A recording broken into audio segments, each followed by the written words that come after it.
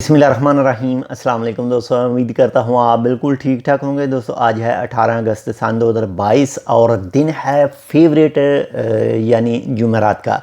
क्योंकि जुमा को छुट्टी होती है इसलिए जुमेरात को ज़्यादा खुशी होती है।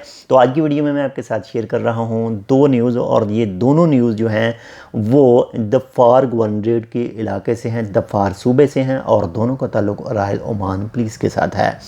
तो नंबर 1 पर जो न्यूज़ है वो है एक कश्ती को हादसा पेश आया था समंदर में दफ़ार गवर्नरेट के इलाके में।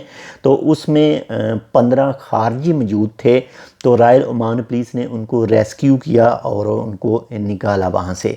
माशाल्लाह से बहुत ही अच्छी बात है। इसके बाद नंबर 2 पर जो न्यूज़ है वो है रॉयल ओमान पुलिस ने दफ़ार गवर्नरेट से 4 आदमियों को गिरफ़्तार किया है 2 मुख्तलिफ़ केसों में, और उसमें अरब नेशनलिटी के भी शामिल हैं और एशियन नेशनलिटी के भी शामिल हैं।